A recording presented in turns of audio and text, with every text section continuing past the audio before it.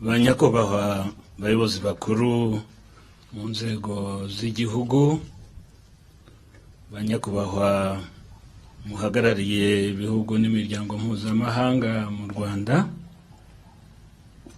bayobozi mwese muri hano, banyacyubahiro, bavandimwe muteraniye hano,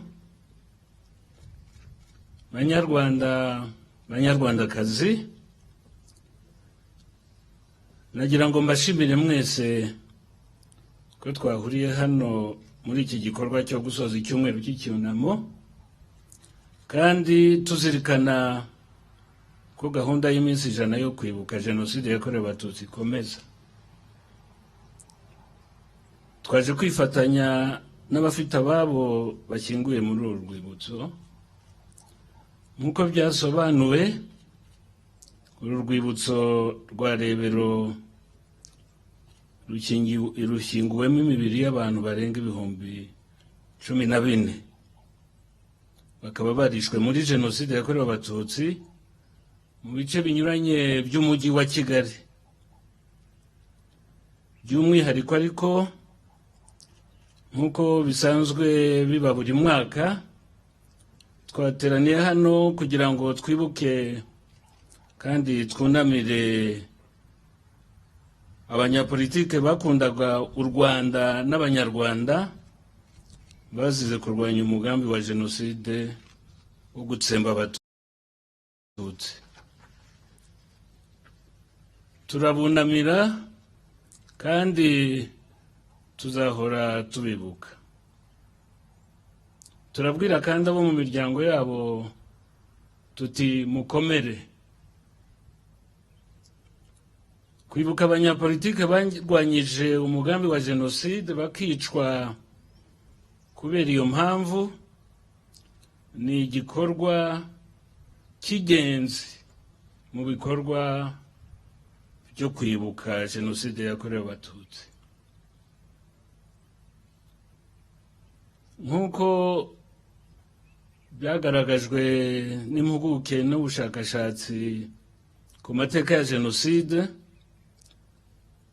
ndetse no mu kiganiro tumaze guhabwa n'umunyabanga nshingwabikorwa wa CNLG, Jenoside ntabwo ishobora gukorwa idashyigikiwe n'ubuyobozi. Jenoside yakorewe Abatutsi nayo yarateguwe kandi yashobotse kubera ubuyobozi bubi bwakoresheje amashyaka ya politike, bwakoresheje ingufu zose za leta n'izindi nzego z'imiyoborere y'igihugu. Abo twibuka uyu munsi ntabwo ari amazina mureba hariya gusa, n'abantu abari muri iki gihugu. Iyo tubonye ari amazina, tubona inshuti, tubona abavandimwe, tubona ababyeyi, tubona bene wacu, tubona abo twaganiraga, abo twajyaga impaka. N'abantu rero bagize ubutwari bwo kwitandukanya n'ubwo buyobozi bubi, bakanga gutatira ubunyarwanda, kandi bakabikora batayobewe ko byagombaga kubaviramo kwicwa. Bahigwaga batazira ubwoko bwabo, ahubwo kubera ko barwanyaga urwango, ivangura, amacakubiri, ingengabitekerezo ya Jenoside. Ariko hari n'abazize byombi, ko bari abanyapolitike nziza ariko bakaba n'Abatutsi. Abishwe bazira kugerageza kurokora Abatutsi no kwamagana ingengabitekerezo ya Jenoside tubasanga no mu bindi byiciro by'Abanyarwanda, abakuru n'abato, abakire n'abakene, abo bose bakaba bararanzwe n'ibikorwa by'ubwitange kugeza aho bemera guhara ubuzima bwabo kugira ngo bakize abatutsi bahigwaga. Abo bose uyu munsi nabo turi hano kugira ngo tubibuke kandi tubashimire. Banyakubahwa bavandimwe muteraniye hano, ntabwo leta y'u Rwanda yigeze ihakana ko hari abanyarwanda ndetse n'abanyamahanga bishwe muri jenoside batazira ubwoko bwabo, ahubwo bazira ibitekerezo byabo bya politiki n'ibikorwa byabo byiza byatumye leta yakoraga jenoside ibafata nk'abagambanyi cyangwa abafatanyacyaha kuwo bitaga umwanzi, ni ukuvuga umututsi iyo ava akagera. Twumvise umuyobozi wa CNLG ukuntu yadusobanuriye twibutsa amateka y'icyo gihe, wagira ngo yari ahari ndetse ayarusha benshi bari bahari, muri abo narimo. Nagira ngo nibutse ikintu kimwe gusa muri byinshi umuntu ashobora kwibutsa, kugira ngo nshyigikire kandi mbereke ko ibyo avuga atari ibyo ahimba. Muri Butare ku itariki ya 26 ukwezi kwa 4, kwica abatutsi byari birimbanije ndetse abicwaga batangiye kuba bake. Hari hatangiwe no kwicwa abahutu. Ni nayo mpamvu wari perezida yandikiye minisitiri w'intebe aramubwira ati nk'uko twabivuganye mu gitondo, ndagira ngo nkubwire rwose ko abantu batangiye kwikiza abo ngo bitaga jena, ngo babatambamira, ngo ndetse ngo naguhaye na liste y'abagize umuryango wanjye, ngo nimugira uwo mukoraho ngo ibi ndabivamo, ngo narambuye gukorera indashima. Ibyo bikaba bivuga nyine ku bumva ikinyarwanda ko abantu bari batangiye nabo gusubiranamo. Ni naho yarangizaga iyo barahwa avuga ngo nibikomeza ngo n'abahutu ngo baramarana, ngo ari byo umwanzi ashaka, ngo kandi amateka azabitubaza. Iyo niba roho iri mu mateka no mu bitabo byanditswe.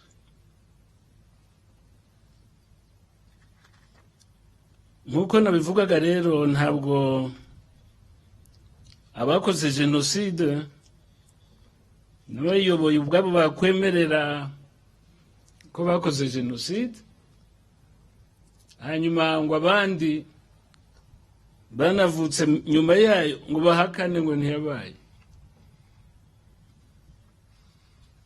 Minisitiri w'intebe Kambanda yarayiyemereye, n'abandi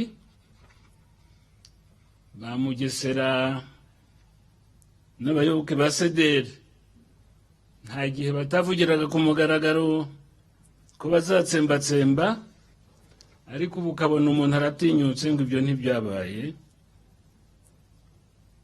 Ubwo umuntu yakwibaza icyo bishatse kuvuga. Ku rwego rw'igihugu, kugira ngo leta y'ubumwe yerekane kwishimira abitanze nubwo batari bakurikiranwe kubera ubwoko bwabo, ariko bakitanga bakamagana jenoside n'ingengabitekerezo yayo, hashyizweho uru rwibutso. Ni urwibutso rwihariye, ariko ni urwibutso kuko hashyinguwemo n'abandi bose nk'uko mubyibuka batoraguwe mu mujyi wa Kigali. Hari igihe hatanzwe itangazo abashoferi bose bo muri Mirintrap ngo bajye gutwara imirambo yari iri muri Kigali bayijyana mu bitaro bya CHK. Muri 1995 niho iyo mirambo yataburuwe hari inyuma ya CHK izanwa hano. Abari bahari murabyibuka.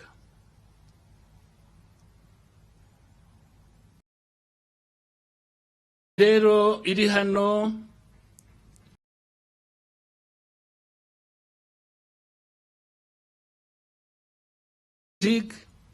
bari kumwe,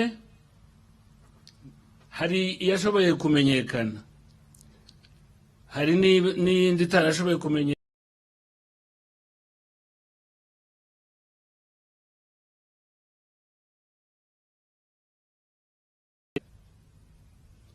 Ntawavuga amazina kugira ngo atagira abo yibagirwa cyangwa se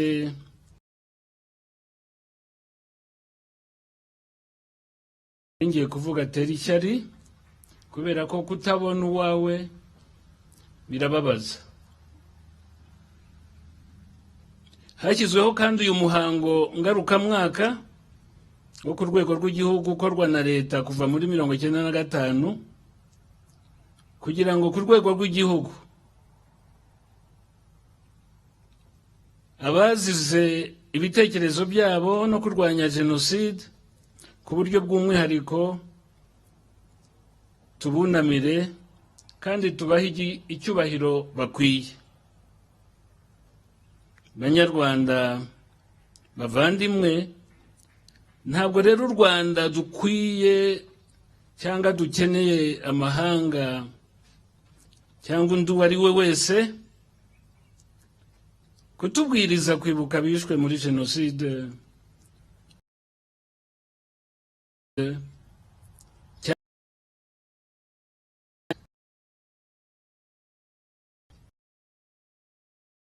gerageza kuduha amasomo y'uko tugomba kwibuka abanyapolitiki b'intwari bitangiye ubumwe bw'Abanyarwanda n'abandi bishwe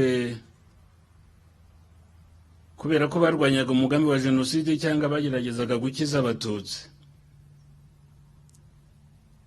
Ntawe urusha Abanyarwanda kumenya izo ntwari n'ibigwi byazo. Ni kimwe n'imvugo bamwe bakuziza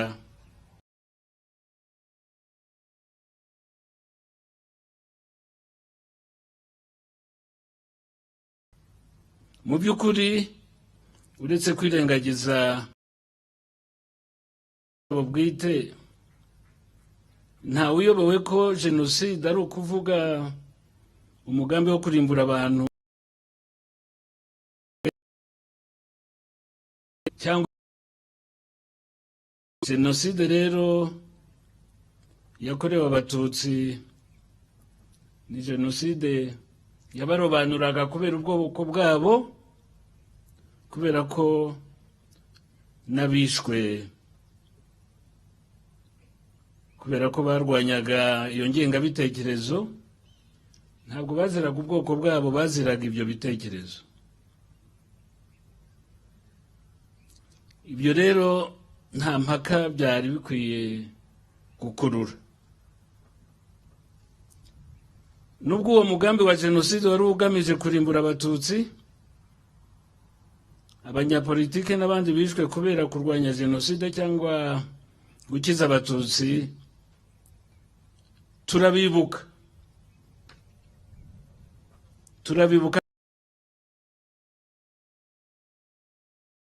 jenoside yakorewe Abatutsi.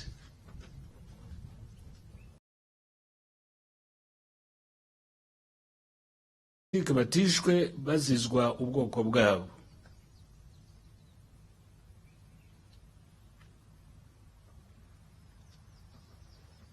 hari ibimenyetso kandi amateka arabyerekana. Muri jenoside abatutsi bose bari bibasiwe kubera ubwoko bwabo, kubera uko bavutse, bitandukanye n'abanyapolitike bishwe bazizwa kurwanya umugambi wa jenoside cyangwa se abishwe bazizwa kugerageza kurokora abatutsi. Ni ibintu bibiri bitandukanye. Muri 1994 uretse abatutsi nta bandi bantu bigeze bibasirwa mu mugambi wa jenoside wo kubarimbura. Abashaka kubivuga ukundi rero bagoragoza inyito zitandukanye.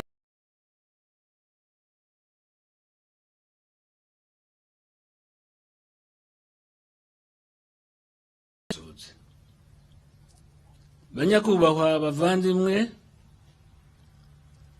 ariko nibwo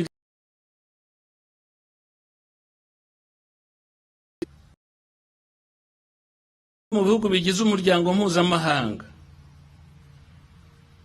tugengwa n'amahame n'amategeko amwe, ariko ntitwibagirwa ko ibihugu kubera inyungu zabyo byatumye uwo muryango mpuzamahanga utererana u Rwanda muri jenoside yakorewe abatutsi. Aha naho duhora tubisubiramo, ariko nagira ngo mbaho urugero rumwe abantu badakunda kwibuka. Nk'uko umuyobozi wa Seneje yabivuze, nyuma ya masezerano ya Arusha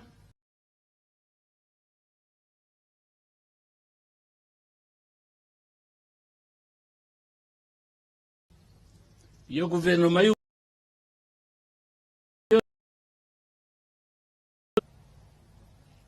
abantu bizeraga ko nijyaho ubwicanyi, irondakoko n'irondakarere bizaba birangiye,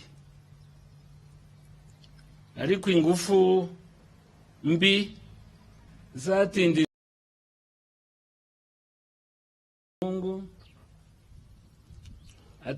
ati bariya abantu ntabwo twabumvikana mu badepite hagomba kujyamo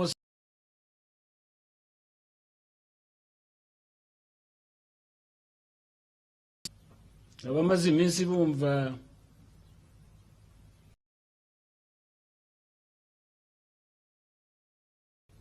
babonye ibyo akavideo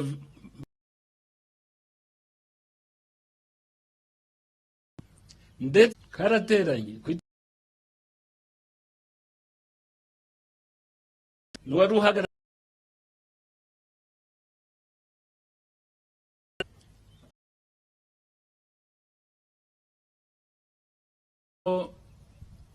magana cyenda n'icyenda gasaba ko u Rwanda ngo mu Rwanda impande zombi nizitumvikana ingabo zihagarariye Loni ngo zizava mu Rwanda, ngo tubahaye amezi, niba nibuka neza ubanza ari amezi 6. Aho naho niho abanyarwanda cyane cyane abanyapolitiki bwari ubutumwa, yari message kw'amahanga dutereranye. Nabonaga ejo bundi ku itariki ya 11 abantu ku Kicukiro bamagana ukuntu ababiligi babasize kureto. Suri ya munsi ni kuri iyo tariki ya 5 niho amahanga yatereranye u Rwanda, aho hari asaba abantu ngo nibumvikane na Sederi ngo bajye muri guverinoma imwe, ngo nibatabikora ngo bazabareka ngo ingabo z'amahanga zigendere. Nangira ngo ibyo bintu banyakubahwa tubizirikane, igihugu cyacu rero nubwo turi kimwe mu bagize umuryango mpuzamahanga, tugomba kumenya amateka yacu, tukamenya aho twavuye n'icyerekezo twiyemeje kuganamo, kuko tuzi neza icyo dushaka. Niyo mpamvu twiyemeje kuba mu bagize uwo muryango mpuzamahanga, duharanira kugira akamaro, dutanga umusanzu wacu. Ariko hari ibihugu byicaye nyine muri Loni muri 1994 bikanga ko u Rwanda rutabarwa, bigatambamira nuko havugwa ko hari gukorwa jenoside. Nta mwanya rero bikwiye kugira wo guhindura amateka yacu cyangwa urugendo rwacu rwo kwibohora no kubaka u Rwanda twifuza. Hejuru y'ibyo, hari abatambamiye nyine ko jenoside yemerwa muri Loni, bituma tudatabarwa ngo abantu bave mu maboko y'abicanyi. Ariko uyu munsi abantu bakaba batatinya kugoreka amateka nyayo ya jenoside yakorewe Abatutsi, bayigerekaho andi mazina adafite ishingiro, bakanirengagiza inshingano yo kugeza mu butabera bayigizemo uruhare, bahungiye ku butaka bwabo. Gutambamira kwemeza ko muri 1994 yari jenoside irimo gukorwa, ubwabyo ni ikibazo. Ariko kubona inyuma y'imyaka 27 iyo jenoside bangaga kwemera, noneho bagaragaza kwishakira urwunge rw'amazina, mu by'ukuri n'ukongera ibibazo ku byo bateje, kandi bitiza umurindi ihakana n'ipfobya bya jenoside yakorewe Abatutsi. Ku ruhande rwacu nk'Abanyarwanda, icyo twavuga nuko ntarirarenga, nubwo ibyo bihugu bitakoze ibyo byagombaga gukora muri 1994, igikwiye nuko byareka gutsimbarara bikemera amakosa byakoze yo gutererana u Rwanda, maze tugafatanya kubaka ejo hazaza. Twaboneraho gushima umuryango mpuzamahanga kuba warashyizeho kandi bubahiriza umunsi mpuzamahanga wo kuzirikana jenoside yakorewe Abatutsi. Ni intambwe nziza yatewe hashingiwe ku mateka y'ukuri. Twakwibutsa kandi ko muri 2014 umuryango w'abibumbye wafashe umwanzuro usaba amahanga kwamagana icyaha cyihakana n'ipfobya rya jenoside yakorewe Abatutsi, no kugeza imbere y'ubutabera abakekwaho uruhare muri jenoside yakorewe Abatutsi bahungiye mu bihugu by'amahanga, harimo n'abayobozi n'abagize umutwe w'iterabwoba wa FDLR bagize uruhare muri jenoside yakorewe Abatutsi.